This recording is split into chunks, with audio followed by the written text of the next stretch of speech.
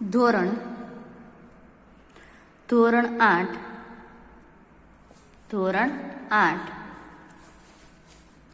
વિષય હિન્દી ધોરણ 8 વિષય હિન્દી પાઠ 7 હાર કી જીત। પાઠ 7 માં શું છે? હાર કી જીત। વિદ્યાર્થી મિત્રો, ધોરણ 8 ની અંદર વિષય હિન્દીમાં પાઠ 7 છે હાર કી જીત, જેમના આપણે શબ્દાર્થ જોઈએ। શબ્દાર્થ જોઈએ, તેમાં પહેલો શબ્દાર્થ છે ખરહરા। ખરહરા એનો અર્થ શું થશે?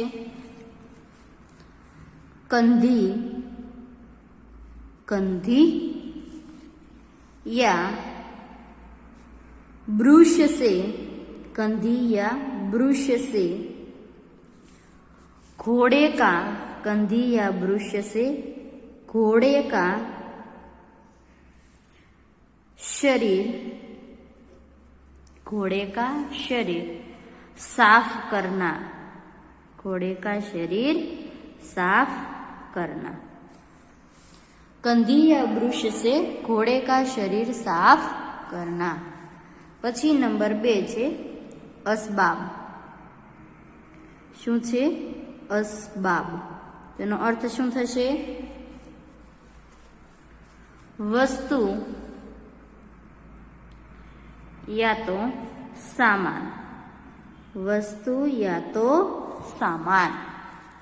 પછી છે નંબર 3 ધૃણા। શું આવે? ધૃણા એનો અર્થ શું થશે? નફરત। ધૃણાનો અર્થ થાય છે નફરત। નંબર પછી કીર્તિ। કીર્તિ તેનો અર્થ થાય છે યશ। કીર્તિનો અર્થ શું થાય? યશ। પછી છે અધીર। અધીરનો અર્થ થાય છે ઉતાવલા, અલ્પ વિરામ વ્યાકુળ। ઉતાવલા, અલ્પ વિરામ વ્યાકુળ। પછી છે કુખ્યાત। કુખ્યાત તો એનો અર્થ શું થશે? બદનામ। કુખ્યાતનો અર્થ થાય છે બદનામ। પછી છે ચાહ, તેનો અર્થ થશે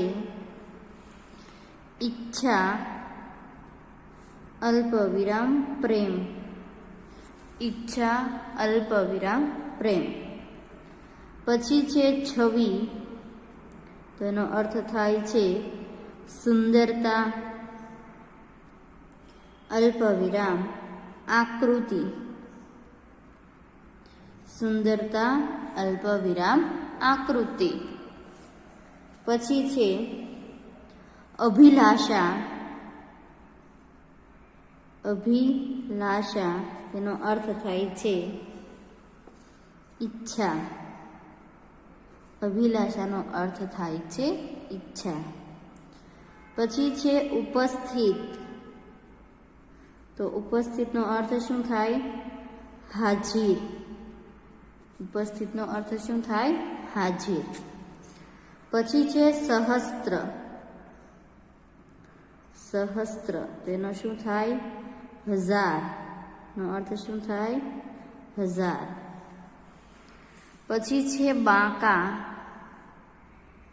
બાંકાનો અર્થ થાય છે નિરાલા, અલ્પ વિરામ શાનદાર। નિરાલા, અલ્પ વિરામ શાનદાર। પછી છે ઉચક કર, તેનો અર્થ થાય છે ઉછલ કર, ઉછલ કર। પછી છે બાહુબલ। બાહુબલ તેનો અર્થ થાય છે શારીરિક શક્તિ, શારીરિક શક્તિ। બાહુબલનો અર્થ શું થાય? શારીરિક શક્તિ। પછી છે અસ્તબલ. શું થશે? અસ્તબલ. તેનો અર્થ શું થશે? ઘુડસાલ. ઘુડસાલ અલ્પવિરામ અશ્વશાલા. અશ્વશાલા. પછી છે અસાવધાન. અસાવધાન તેનો અર્થ થાય છે લાપરવાહ. અસાવધાન તેનો અર્થ શું થાય છે? લાપરવાહ. પછી છે સહસા. તેનો અર્થ થાય છે અચાનક. અચાનક. પછી છે કંગલા. તેનો અર્થ શું થશે? ગરીબ વ્યક્તિ. ગરીબ વ્યક્તિ અથવા તો કંગાલ. ગરીબ વ્યક્તિ અથવા તો કંગાલ. પછી છે કરુણા. કરુણાનો અર્થ શું થાય? દુઃખ, દયા. દુઃખ અને દયા. નંબર પછી કરાહના. કરાહના તેનો અર્થ થાય છે મુહસે. મુહસે દર્દ ભરી. मुंह से दर्द भरी आवाज निकालना. मुंह से दर्द भरी आवाज निकालना. પછી છે અપાહિજ. અપાહિજનો અર્થ થાય છે અપંગ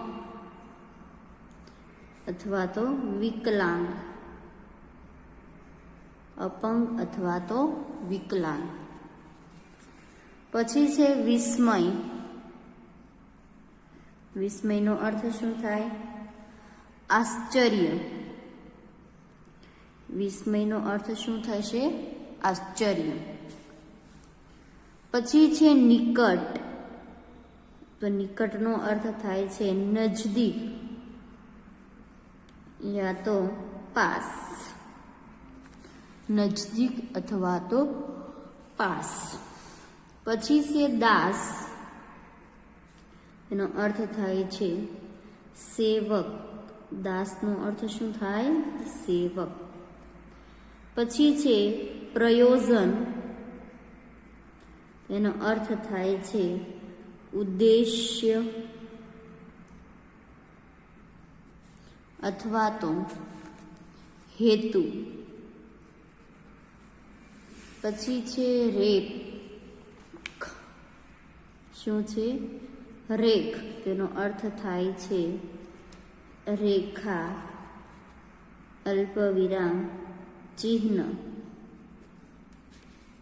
પછી છે નિજકી. તેનો અર્થ થાય છે ખુદકી. શું થશે? ખુદકી. પછી છે હાનિ. તો શું થશે? નુકસાન. હાનિનો અર્થ શું થાય? નુકસાન.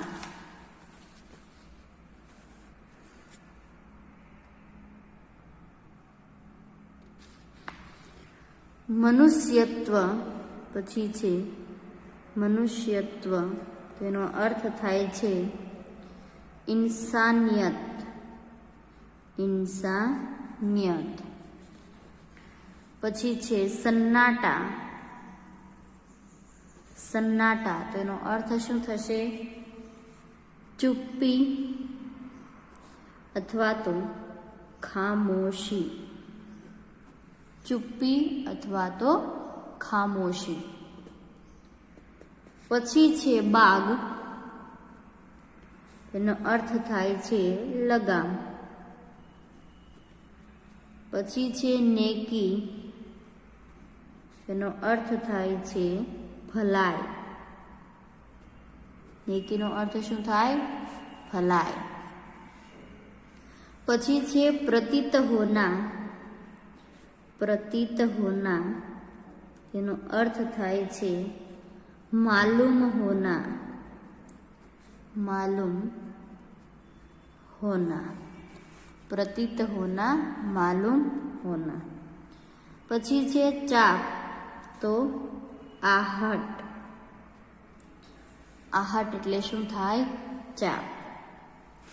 પછી છે બિછુડના. બિછુડના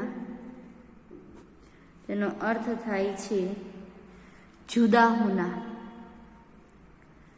જુદા હોના. બિછુડના તો જુદા હોના. પછી છે લચ્છા, તેનો અર્થ થાય છે ગુચ્છા. લચ્છા, ગુચ્છા. પછી છે શાવક, તો એનો અર્થ થાય છે હિરણ કા બચ્ચા. હિરણ કા બચ્ચા. પછી સદય પ્રસૂતા. સદય પ્રસૂતા, તો એનો અર્થ શું થશે? તુરંત. તુરંત જન્મા. તુરંત જન્મા હુઆ.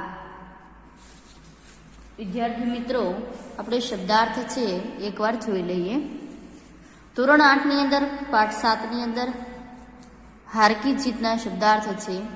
પેલો છે ખરહરા, તો એનો જવાબ છે કંધી યા બ્રુશ છે ઘોડે કા શરીર સાફ કરના. પછી છે અસબાબ, તો વસ્તુ, સામાન. અસબાબ વસ્તુ, સામાન. ધૃણા નફરત. કીર્તિ યશ. અધીર ઉતાવલા, વ્યાકુળ. કુખ્યાત બદનામ. ચાહ ઈચ્છા, પ્રેમ. છવી સુંદરતા, આકૃતિ. અભિલાષા તો ઈચ્છા. ઉપસ્થિત તો હાજર. સહસ્ત્ર તો હજાર. બાંકા તો નિરાલા, શાનદાર. ઉચક્કર તો ઉચ્છલ કર. બાહુબલ તો શારીરિક શક્તિ. રેખ તો રેખા, ચિહ્ન. નિજકી તો ખુદ કી. અસ્તબલ તો ઘુડસાલ અથવા તો અશ્વશાલા. અસાવધાન તો લાપરવાહ. અસાવધાન તો લાપરવાહ. સહસા તો અચાનક. કંગલા તો ગરીબ વ્યક્તિ, કંગાલ. કરુણા દુઃખ, દયા. कराहना मुंह से दर्द भरी आवाज निकालना. कराहना मुंह से दर्द भरी आवाज निकालना. अपाहिज तो अपंग, विकलांग. विस्मय तो आश्चर्य. निकट तो नजदीक, पास. दास तो सेवक. प्रयोजन तो एनो उद्देश्य, हेतु. हानि तो नुकसान. मनुष्यत्व એટલે इंसानियत. सन्नाटा तो चुप्पी, खामोशी. बाग तो लगाम. नेकी तो भलाई. प्रतीत होना, मालूम होना. चाप तो आहट. बिछुड़ना तो जुदा होना. लच्छा तो गुच्छा. शावक तो हिरण का बच्चा. शावक तो हिरण का बच्चा. सदैव प्रसूता. सदैव प्रसूता तो એને કહેવાય છે તુરંત જન્માવા. સદૈવ પ્રસૂતા તો એનો જવાબ છે તુરંત જન્માવા. વિદ્યાર્થી મિત્રો, તમારે આ જે શબ્દાર્થ છે તમારે તમારી પાકી નોટની અંદર લખવાના છે, જેથી જ્યારે ટીચર પાઠ ભણાવે ત્યારે એક એક શબ્દનો અર્થ તમને સમજાઈ શકે. ધન્યવાદ.